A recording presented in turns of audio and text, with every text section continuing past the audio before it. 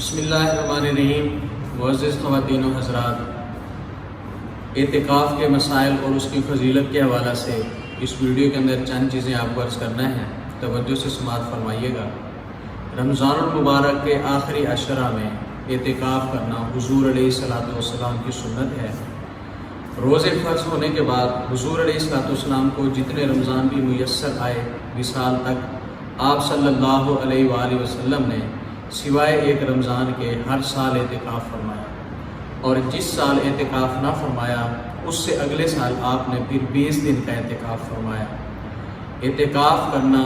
حضور علیہ السلام کی سنت ہے، اور شریعت کی اصطلاح میں یہ سنت علی الکفایہ ہے۔ اس کی مختصر وضاحت سماعت فرما لیں۔ اگر ایک آبادی، گاؤں، بستی یا شہر میں سے، محلے میں سے کوئی شخص بھی اعتکاف نہیں بیٹھتا، نہیں کرتا، تو وہ سارے ثواب سے محروم رہتے ہیں، اور اگر کوئی ایک شخص بھی اعتکاف کر لیتا ہے 10 دنوں کا، تو اللہ رب العزت سب کو اس کے اعتکاف کرنے کی وجہ سے ثواب عطا فرماتا ہے۔ اس وجہ سے اس کو سنت علی الکفایہ کہا جاتا ہے۔ اعتکاف کی بڑی فضیلت ہے۔ صرف ایک دن کے نفلی اعتکاف کے حوالے سے رسول اکرم صلی اللہ علیہ وآلہ وسلم ارشاد فرماتے ہیں، جو کوئی شخص ایک دن کا اعتکاف کرتا ہے، اللہ رب العزت اس بندے اور جہنم کے درمیان 3 خندقوں کا فاصلہ فرما دیتا ہے۔ اور یہ خندق کتنی چوڑی ہے؟ اس کا فاصلہ مشرق سے لے کر مغرب تک ایک خندق کا فاصلہ ہے۔ اب اتنا بعد اور اتنی دوری کا تذکرہ کرنے کا مقصد حضور علیہ السلام کا یہ ہے کہ جب بندہ تمام تر مصروفیات کو چھوڑ کر اللہ کے حضور ایک دن کے لیے بھی حاضر ہو جاتا ہے، تو اللہ رب العزت اس کو جہنم سے دور فرما دیتا ہے۔ اسی طرح ایک اور حدیث مبارکہ بھی سماعت فرمائیں۔ رسول اکرم صلی اللہ علیہ وآلہ وسلم ارشاد فرماتے ہیں، جس کسی نے ایمان اور اعتقاد کی حالت میں اعتکاف کیا، اللہ رب العزت اس کے تمام تر گزشتہ گناہوں کو معاف فرما دیتا ہے۔ اور ان گناہوں سے مراد صغیرہ گناہ ہے۔ اس کی وضاحت انشاءاللہ صغیر اور کبیرہ کی کسی اور کلپ میں آگے سماعت فرمائیں۔ حضور علیہ السلام ارشاد فرماتے ہیں کہ اعتکاف کرنے والا گناہوں سے محفوظ رہتا ہے، کیونکہ وہ باہر نہیں ہے، جھوٹ سے پرہیز کرتا ہے، مسجد میں بیٹھا ہے، بہت سارے محارم سے بچا رہتا ہے، اس وجہ سے گناہوں سے تو وہ محفوظ رہتا ہے، اور اس کی تمام تر نیکیاں لکھی جاتی رہتی ہیں جیسے وہ خود کرتا رہا۔ مثال کے طور پر اگر وہ اعتکاف نہ کرتا، باہر ہوتا تو کسی مریض کی عیادت کرتا، کسی کو اپنی سروسز فراہم کرتا، جو اس کا ثواب اسے ملنا تھا، اللہ رب العزت دوران اعتکاف بھی ان تمام تر نیکیوں کو سے ثواب عطا فرماتا رہتا ہے۔ بہت ہی خوبصورت عبادت ہے اعتکاف۔ اس کا مختصر خلاصہ اور نچوڑ یہ ہے کہ ایک گناہ گار بندہ اپنے سارے رشتوں ناتوں کو چھوڑ کر،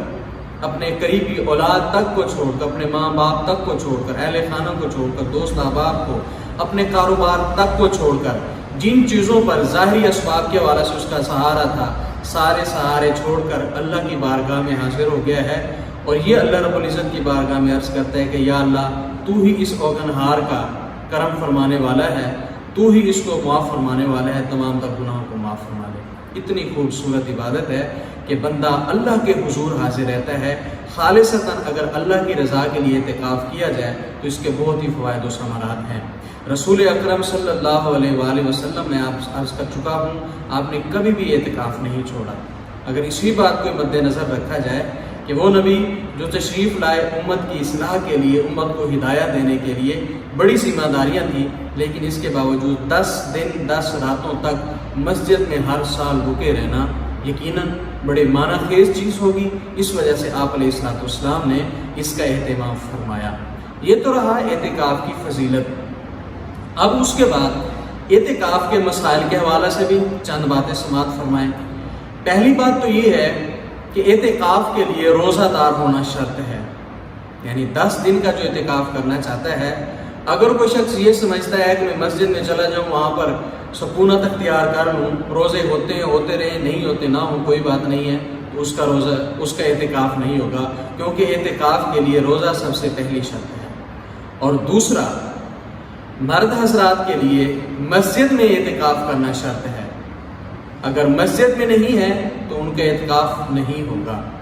خواتین اپنے گھر کے اندر جو مسجد بیت ہے، یعنی جس جگہ کو وہ مقرر کر لیں اعتکاف کرنے کے لیے،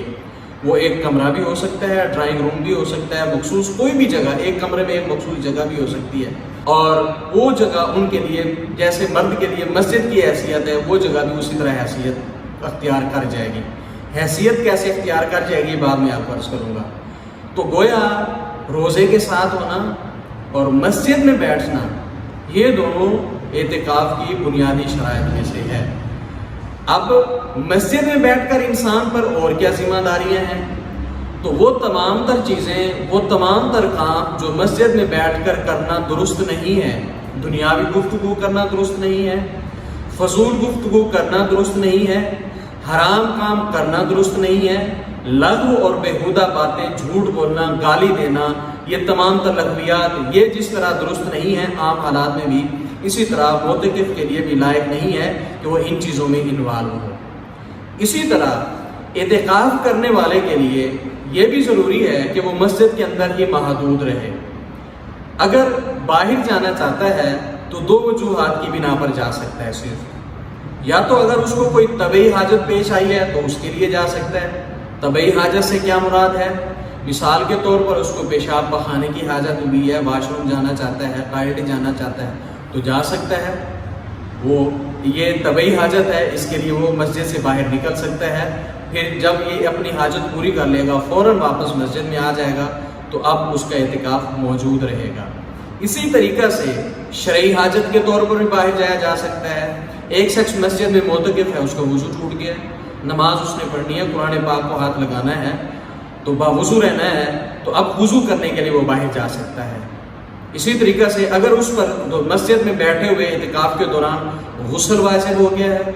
تو اب وہ غسل کیونکہ واجب ہو گیا ہے، شرعی حاجت ہے، باہر جانا پڑ رہا ہے تو باہر جا کر واش روم جا کر وہ اپنا غسل کر سکتا ہے، یہ شرعی حاجت ہے۔ اس کے علاوہ کسی بھی صورت میں اگر وہ مسجد سے بغیر کسی عذر کے، ان دو عذروں کے، مسجد سے اگر باہر نکلے گا تو اس کا اعتکاف فاسد ہو جائے گا، وہ چاہے 10 دن کا آخری لمحہ ہو یا پہلے دن ہی، اگر وہ ایسا کرتا ہے تو اس کا اعتکاف فاسد ہو جائے گا۔ یہ بنیادی طور پر اعتکاف کے دوران چیزیں ہیں جو میں نے آپ کو عرض کی ہیں، یہ بنیادی مسائل ہیں۔ اب اسی طریقے سے دوران اعتکاف غسل کرنے کا معاملہ پیش آتا ہے، جی نہایا جا سکتا نہیں نہایا جا سکتا۔ ایک پر غسل واجب ہو گیا تو وہ تو ضروری ہے کہ وہ غسل کرے گا، صاف ظاہر ہے اگر وہ غسل نہیں کرتا تو حرام کام ہے، مسجد میں بیٹھا ہے درست نہیں ہے، کرے گا۔ لیکن صرف ٹھنڈ حاصل کرنے کے لیے، گرمی ہے، اس گرمی کو دور کرنے کے لیے غسل نہیں کیا جا سکتا۔ ہاں جمعہ کے دن جمعہ کی ادائیگی کے لیے سنت کی نیت سے غسل کیا جا سکتا ہے، فقہائے کرام نے اس کی رخصت دی ہے۔ اسی طرح اگر کسی کو کوئی سخت سردی لگتی ہے، اس کی حرارت کا جسم کا مسئلہ ہے، تو فقہاء نے، علماء نے اس کے لیے بھی تھوڑی سی گنجائش اس حوالہ سے نکالی ہے کہ وہ رفع حاجت کے لیے جائے، پیشاب پخانہ کے لیے جائے، جیسے وہ پیشاب پخانہ سے فارغ ہو، کپڑے اتارے، فوری طور پر 2-4 لوٹے پانی کے بہا لے اور مسجد میں آ جائے، تو جتنی دیر اس نے وضو کیا اس سے بھی کم وقت میں وہ اپنے اوپر پانی بہا کر آ سکتے ہیں۔ لیکن صرف اس لیے باہر جانا کہ جناب میں نہا کے واپس آ جاؤں گا، یہ کسی نے بھی اس کو اچھا عمل قرار نہیں دیا اور کسی نے بھی اس کی رخصت نہیں دی غسل کرنے کے حوالہ سے۔ اسی طرح دوران اعتکاف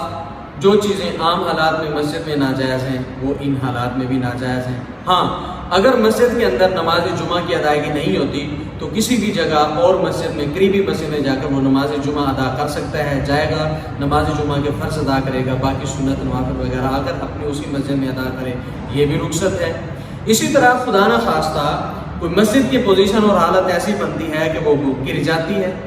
اور اپنی جان بچانے کے لیے وہ مسجد سے باہر جا سکتا ہے، اپنا مال بچانے کے لیے مسجد سے باہر جا سکتا ہے، لیکن جیسی اگر وہ مسجد کا کوئی نقصان ہوتا ہے، خدا نہ خواستہ کوئی زلزلہ وغیرہ آ گیا، کوئی چھت وغیرہ گر گئی، اب وہاں پر اعتکاف کرنا ممکن نہیں ہے، تو فوری طور پر چلا جائے، باہر انتظار نہ کرے اور دوسری مسجد میں جا کر بیٹھ جائے، تو اس کا اعتکاف وہی ہی کنٹینیو رہے گا، سٹارٹ ہو جائے گا اور اس طریقے سے وہ اپنے اعتکاف مکمل کرے۔ یہ اکثر ان میں مسائل میں، کیونکہ میں مسجد کا تذکرہ کرتا رہا ہوں تو آپ کے ذہن میں آ رہا ہوگا یہ تو مردوں کے لیے ہے، تو خواتین کے کیا مسائل ہیں؟ خواتین کے مسائل کے حوالے سے الگ طور پہ آ کر میں آپ کو عرض کر دیتا ہوں پہلی بات تو یہ ہے کہ جو ماہانہ عارضہ خواتین کے لیے ہوتا ہے، اگر وہ ماہانہ عارضہ میں مینسز وغیرہ میں مبتلا ہیں تو اعتکاف نہیں بیٹھ سکتی، کیونکہ ان دنوں میں روزے کی انہیں رخصت ہے، قضا کریں گی، اگر روزہ نہیں ہے تو اعتکاف بھی نہیں ہے۔ تو اس وجہ سے اگر وہ پاک صاف ہیں، طہارت میں ان کے آخری 10 دن چل رہے ہیں تو ضرور اس آفر سے فائدہ اٹھانا چاہیے اور گھر میں اعتکاف کرنا چاہیے اگر اہتمام ہے، اگر سہولیات موجود ہیں، اور جو ان کی رسپانسبلٹی ہے، ذمہ داری ہے امور خانہ داری کے حوالے سے اگر کوئی اور خاتون ادا کر سکتی ہیں تو پھر وہ اعتکاف کریں۔ جس طرح مردوں کا مسجد میں اعتکاف کرنا سنت ہے، اسی طرح خواتین کا اپنے گھروں کے اندر اعتکاف کرنا بھی سنت ہے، ان کو بھی اس کا ثواب ملے گا اور یہ اہتمام کرنا چاہیے، ان کے لیے بھی یہ عبادت ہے، اس سے انہیں بھی یہ فائدہ اٹھانا چاہیے۔ اب خواتین کا ابتدائی طور پہ میں کچھ عرض کر چکا ہوں کہ وہ اپنے گھر میں کسی ایک جگہ کو مخصوص کر لیں گی جہاں پر وہ بیٹھیں گی اور اپنا اعتکاف مکمل کریں گی۔ اب وہ ان کے لیے مسجد بیت کا درجہ رکھتی ہے 10 دن تک۔ اب یہ ان کا بیڈ روم بھی ہو سکتا ہے جس میں پلنگ بھی پڑا ہو، بیڈ بھی پڑا ہو، اس پر گدا بھی پڑا ہو، وہاں پر بھی اعتکاف کر سکتی ہیں۔ یہ ضروری نہیں ہے کہ جناب بیڈ کو ہٹا دیں، دور کر دیں اور پھر اس کے بعد نیچے فرش پر چٹائی بچھا کر بیٹھ، ایسا ہرگز نہیں ہے۔ اگر کمرہ بڑا ہے تو وہاں پر نیچے جائے نماز بچھا کر، مصلی بچھا کر اپنی نماز نیچے ادا کریں، بیڈ پر بیٹھ کر تسبیح کرنی ہے، ذکر کرنا ہے، اذکار کرنا ہے، سونا ہے، لیٹنا ہے، وہ کیا جا سکتا ہے۔ تو لہٰذا جس کمرے کو انہوں نے اپنے اعتکاف کے لیے مخصوص کر لیا، اب اسی طریقہ سے وہ تمام تر پابندیاں ان پر لاگو ہوتی ہیں، اس کمرے تک وہ لمیٹڈ رہیں گی جس طریقہ سے مرد حضرات اپنی مسجد تک محدود رہتے ہیں۔ اب وہ اس کمرے سے کب نکل سکتی ہیں؟ جب انہیں کوئی طبی حاجت ہو، ٹائلٹ جانا ہو، واش روم جانا ہو، یا شرعی حاجت ہو کہ وضو کرنا ہو، غسل وغیرہ کرنا ہو، واجب ان پر ہو چکا ہو، تو اس حالت میں وہ اپنے اس روم کو، اس کمرے کو چھوڑ سکتی ہیں۔ ہاں یہ ذہن میں ہے کہ جناب اب کمرہ ہے، چھوٹی سی جگہ ہے تو وہاں پر بیٹھ رہے ہیں گی، اب اس کے واکنگ کے لیے، واک کرنے کے لیے، سحری افطاری کے بعد، کھانا کھانے کے بعد باہر چلے جائیں، ڈرائنگ روم میں چلے جائیں، چھت پر چلے جائیں، ہرگز ایسا نہیں ہے۔ وہ تمام تر پابندیاں جو ایک مرد پر مسجد میں ہوتی ہیں اسی طریقے سے وہاں وہ کمرے میں جو مرضی کریں کر سکتی ہیں، وہاں پہ واکنگ کر سکتی ہیں، اپنی ایکسرسائز کے لیے کوئی وہاں پر مشین رکھ سکتی ہیں، وہ سارا کچھ کیا جا سکتا ہے، رخصت ہے، لیکن وہ اپنے کمرے تک محدود رہیں گی۔ اپنے کمرے میں رہتے ہوئے گھر کے کچن کا کام بھی کر سکتی ہیں، کوکنگ کر سکتی ہیں، اگر وہ سہولت ان کے اس کمرے تک پہنچا دی جائے، روٹیاں بنا سکتی ہیں، اسی طریقے سے سبزی کاٹ سکتی ہیں، اور یہ تمام تر وہ کام کر سکتی ہیں، سلائی بیٹھ کے کر سکتی ہیں، یہ تمام تر کام وہ کر سکتی ہیں، شریعت کی رخصت ہے، اس میں کوئی شک نہیں ہے۔ لیکن ایک بات مد نظر رہنی چاہیے، یہ 10 دن کا اعتکاف جو ہوتا ہے وہ رجوع اللہ کے لیے ہوتا ہے، اللہ رب العزت کا قرب حاصل کرنے کے لیے ہوتا ہے، اللہ رب العزت کے قریب ہونے کے لیے ہوتا ہے۔ اور اگر اس دوران معاملات وہی چلتے رہے کہ جناب وہ گھر کے معاملات چلتے رہے، ایک بندہ مسجد میں بیٹھ کر دنیا کی گفتگو میں مصروف رہا اور تمام تر وہی چیزیں شیئر کرتا رہا، تو وہ اسی طرح غیر مناسب ہوگا۔ اور اسی طرح خواتین کے لیے میں گھر میں بیٹھ کر اگر گھر کے کام کرتے رہیں گی تو یقیناً ان کا اعتکاف اس درجہ کا نہیں ہوگا۔ بہتر یہی ہے کہ وہ کمرے میں رہ کر، محدود کمرے میں رہ کر بیٹھ کر قرآن پاک کی تلاوت کریں، درود پاک پڑھیں، کوئی دینی رہنمائی کے حوالے سے، شرعی رہنمائی کے حوالے سے کوئی کتاب کا مطالعہ کریں، کلپس ایسے سنیں محارم کی آواز میں کہ جو ان کو دینی آگاہی اور رہنمائی کر سکتے ہوں، دین کے ساتھ وابستہ رہیں، شریعت کے معاملات کو سمجھنے کی کوشش کریں۔ تفقہ فی الدین کے لیے بڑا گولڈن چانس ہے، بچیاں بیٹھتی ہیں، بڑی خواتین بیٹھتی ہیں، بجائے اس کے کہ وہ امور خانہ داری سر انجام دیتے رہیں۔ ہاں اگر گھر میں کوئی فرد نہیں ہے تو پھر اگر وہ اپنے کمرے میں بیٹھ کر امور خانہ داری سر انجام دے سکتی ہیں، کچن میں نہیں جا سکتی۔ ہاں اگر ان کو کھانا وغیرہ بنانے کے لیے، سحری افطاری ارینج کرنے کے لیے کوئی اور نہیں ہے تو پھر وہ کچن میں جا کر اپنی سحری افطاری بنا سکتی ہیں، دوسرے گھر والوں کے لیے نہیں۔ تو ضروری معاملات تھے، مسائل تھے، کوشش کی ہے میں آپ کو عرض کر دوں۔ اللہ رب العزت مجھے اور آپ کو اس پر عمل کی توفیق عطا فرمائے۔ اللہ رب العزت اعتکاف جیسی سنت مجھے اور آپ کو زندگی میں بار بار نصیب فرمائے۔ وصلی اللہ تعالی علی حبیبہ محمد و آلہ وصحبہ۔